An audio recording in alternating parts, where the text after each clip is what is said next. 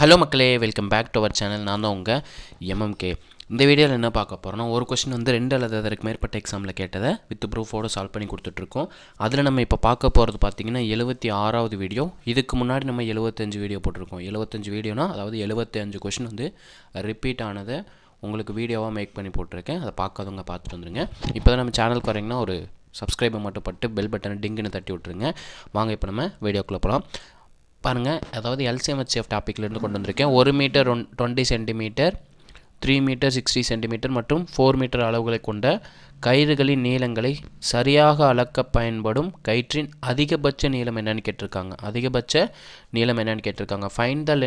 Find the length of longest rope that can be used to measure exactly the rope of length 1 meter 20 centimeter, 3 metre 60 centimetre and 4 மீட்டர்னு கொடுத்துருக்காங்க. இந்த மாதிரி longest rope அல்லது அதிகபட்ச நீளம்னு கேட்டாங்கன்னா கொடுத்துருக்க நம்பருக்கு வந்து நம்ம ஹச்சிசிஎஃப் கண்டுபிடிக்கணுங்க.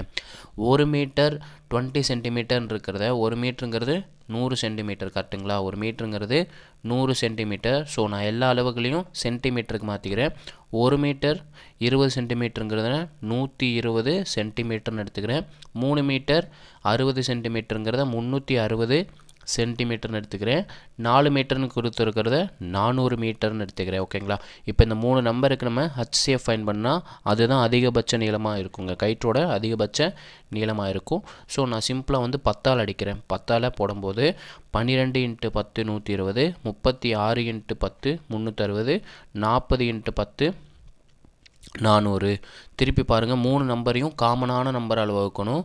3 நம்பரையும் 4ஆல் வகுக்கிறேன். 3 × 4 12, 9 × 4 36, 10 × 3 10 × 4 40. பாருங்கள், 3 9 10 3 நம்பரை காமனாக வகுக்கிற ஒரே ஒரு நம்பர் 1 மட்டும்தான் வகுக்கும். ஸோ நம்ம எந்தெந்த நம்பரால் டிவைட் பண்ணமோ அதை மட்டும் மல்டிப்ளை பண்ணிடுங்க. 10 × 4 40 சென்டிமீட்டருங்கிறது இந்த கொஸ்டினோட அது ஆன்சர்.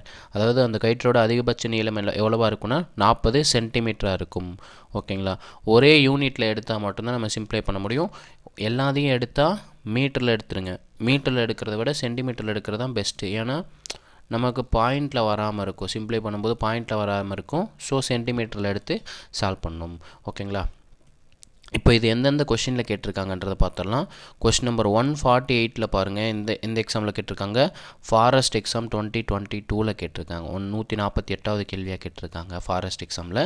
அது மட்டும் இல்லாமல் பர்ஜார் 2023 147th கொஷினாக கேட்டிருக்காங்க. ஓகேங்களா? 147th question. போன கொஷின் பாருங்கள் 148, இந்த கொஷின் 147. ஓகேங்களா? 2 டைம் இந்த கொஷினை கேட்டிருக்காங்க. ஓகேங்களா? நம்ம வீடியோ பிடிச்சிருந்துச்சுன்னா லைக் பண்ணுங்கள், ஷேர் பண்ணுங்கள், கமெண்ட் பண்ணுங்கள். முக்கியமாக மேக்ஸ் வித் எம்எம்கே இன்ஸ்டாகிராம் பேஜை ஃபாலோ பண்ணிக்கோங்க. மேக்ஸ் வித் எம்எம்கே யூடியூப் சேனலை சப்ஸ்கிரைப் பண்ணிக்கோங்க. இதே மாதிரி ஒரு நல்ல வீடியோவில் சந்திப்போம். தேங்க்யூ.